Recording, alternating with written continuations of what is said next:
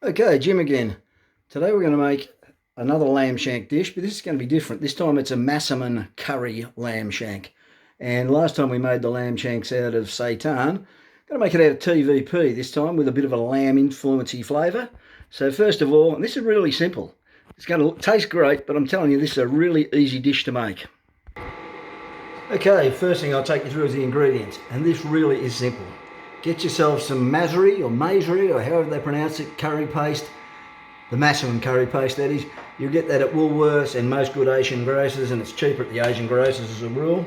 Then you'll need some minced garlic, stuff out of a jar is just fine. Crushed ginger, stuff out of a jar is just fine. I've spilt fish sauce all over the bench, which I'll clean up in a second.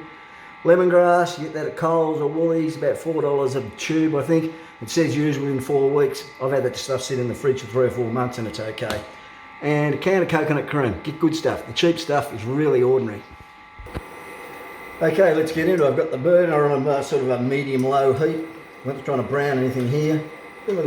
Just a dash of veggie oil, don't need much. Follow that in with the garlic. Let's say about 2 tablespoons of that. Going to go up a touch higher. Give that a rinse. Tablespoon of ginger. And a tablespoon of lemongrass. Alright, they're all in. I've worked this recipe out myself. I had a great feed of Thai Massaman curry lamb shanks at a Thai place a few years ago. I thought, I reckon I can work that out. Once I found a good curry paste, this Masuri stuff really is the business. I got it to taste, with a bit of experimenting over time, a little bit of this, a little bit of that, got it to taste like it did at the Thai restaurants. And now to adapt that to vegan cooking is real easy. Okay, the garlic, the ginger, the lemongrass, the flavours are letting go. You can see it's just starting to come to a light boil. Oh, dropping the spoon in wasn't my best move, but anyway. We now plonk in the Massaman curry paste. I'll fish the rest out in a second. Now I was going to turn that down, keep that fairly low. I'm going to just simmer that away for about 2-3 minutes or so, just to let all the flavours go. Okay, I've been stirring that around for about 2 to 3 minutes. So it's all blended together, starting to thicken up a bit. That's all we're trying to do, just let those flavours combine, don't waste it out, and let go. At this point, we're going with, get that brand of fish sauce, get it, it's sensational stuff. Going with 2 tablespoons of that.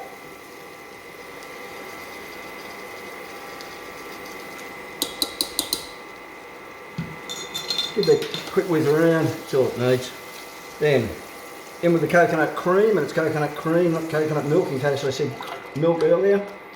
To that, we're going with a can of water, just straight out of the tap. Good old H2O. Too many bubbles here, I didn't see it fill up. I'm going to fill that right at the top. What that does, picks up the excess coconut cream inside the can that you don't want to waste. We'll get a slosh around. Bung that in. I'll clean up my drop to mess while you go away for a minute and wait for that to come back to the boil and we'll see how she tastes. Bound to need a bit of beef booster. Okay, they've all combined, they're simmering away as you can see. Now, if this was done with an actual lamb shank, as the lamb shank cooked in the sauce, some of the flavour of the lamb would leach out into the curry. But that's not going to happen with our TVP, we all know that. So we've got to compensate. I'm going to go in with about a tablespoon, that one is, of the Massaman vegan beef stock powder, and about a teaspoon of my other great mate. It's not gherkins, it's actually MSG. This stuff's harmless. I tell you all the time, don't worry about it. It's natural. So when I say natural, it occurs naturally in so many foods. All the health myths about it have been debunked, and it adds something to all cooking, particularly Asian cooking. Let's have a taste of that and see if it needs any more.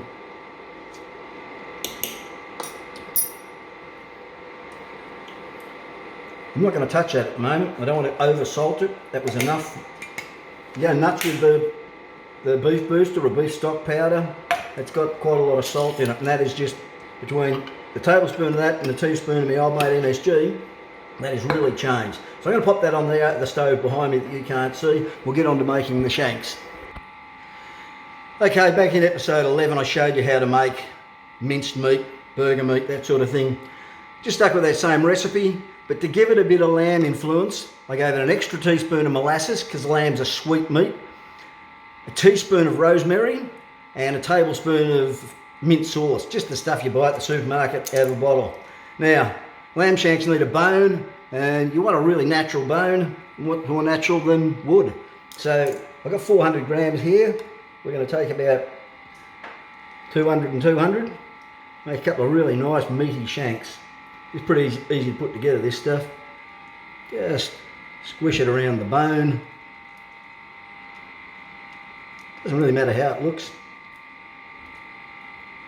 Got to make sure the spoon's in the middle. You know, it sort of looks like a lamb shank, I guess. Bone sticking out the end, meat off there. Now we're going to plonk it in that pan very gently. Do the same with the other one. Stop dropping it all over the bloody bench. Form the other one. You've got to use your hands, good clean washed hands. Not a fan of rubber gloves. When I see people with rubber gloves in kitchens, I go, ugh. Problem is, people can't feel when their hands are dirty when they've got rubber gloves on. People are far more inclined to wash their hands when they can feel them dirty rather than handling food with rubber gloves. I'm sure you've all been in those bloody shops where someone will have the rubber gloves on, pick up your food with it, and then take money with that same grubby rubber glove. Bloody horrible. Okay, we're going to plonk those in there. I'm going to turn the burner on very low. I'm going to come just on the 400 watt setting here. What I want these to do is very gently, slowly cook through until they're, well, it doesn't look as big, must be just a funny shape. And chuck that back on the scales. Yeah, 177, maybe the other one is a bit bigger, that's alright. I'll have the bigger one for tea tonight, the other one next night. Okay.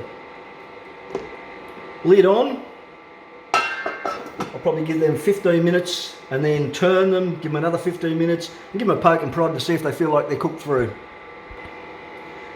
Okay, that's had about 15 minutes now. I'll take the lid off and have a look, and I've snuck a peek along the way, of course. A little bit of juice has come out of it, that's great. That's going to cook back into the sauce. As always said, cooking's not about following exact times or exact recipes. Give that a poke and a prod. You can see I've got spring back already.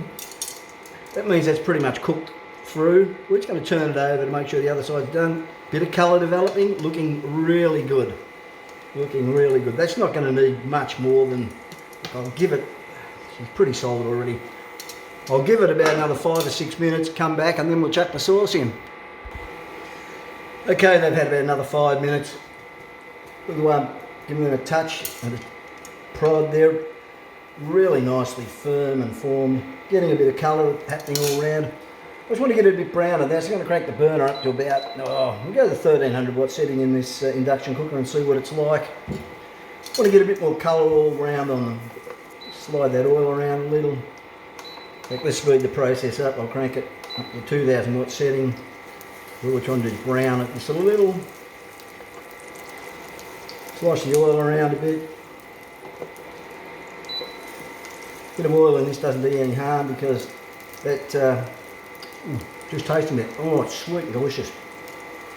A bit of oil won't hurt because the meat's pretty well oil free to begin with. Look at that colour. Right, just got a lovely look of that. Picking up those sticky bits off the bottom. The other side's going to look like that about now. So right now, we're going to go in with, I'm going to turn the burner down a bit. I'm going to go in with half, that sauce that we made up earlier, that's enough to do, that makes up about 1 litre of sauce. That's enough to do 4 of these, or what I'm going to do, the other half of that pot, that's going to go in the freezer, and I may then do some, I might do a, I've started playing around with soya chunks, so I may do a Massillon soya chunks later in the week or next weekend. Okay, down the lower setting, that's the 200 watt or 80 degrees Celsius setting. And that's just going to simmer gently. I'm going to simmer those away for about 10 minutes to let the flavour get in, turn them over, give them another 10 minutes. We'll come back and have a look at them then. Right, they've been simmering for about 10 minutes. Have a butcher's hook at those. Just really look at that. We're going to flip those over. Give about 10 minutes on the other side. And they'll be ready to eat, although they will get better with age. And I'll show you what I'm going to do with them. Okay, they've had about another 10 minutes. That's all they need, they're cooked. Not going to benefit from any more cooking.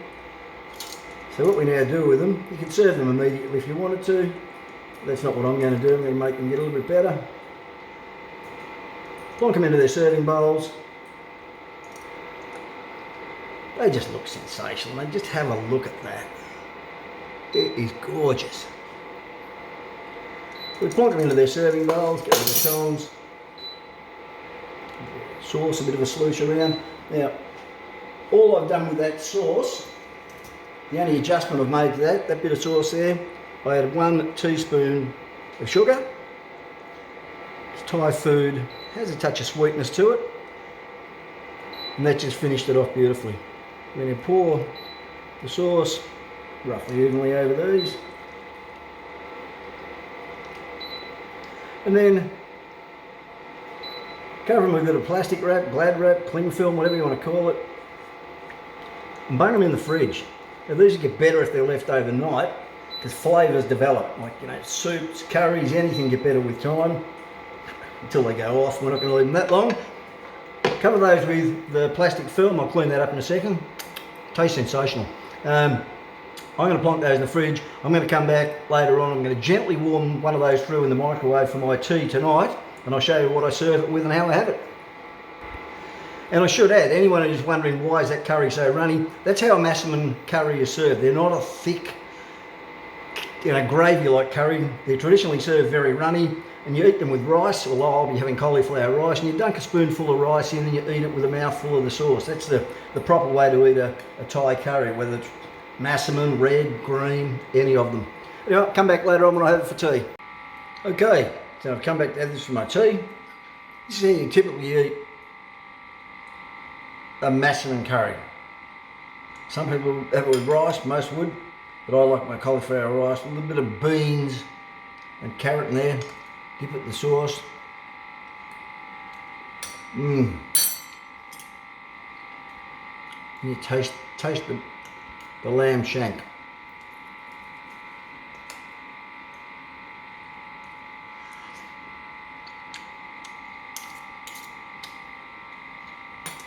Oh, the flavour, my friends, is sensational. Get on that, have a go, it's great. Really great. I mean, I've got a mouthful. That is food out of the top drawer. You know, really belting stuff. Thanks. I'll see you tomorrow.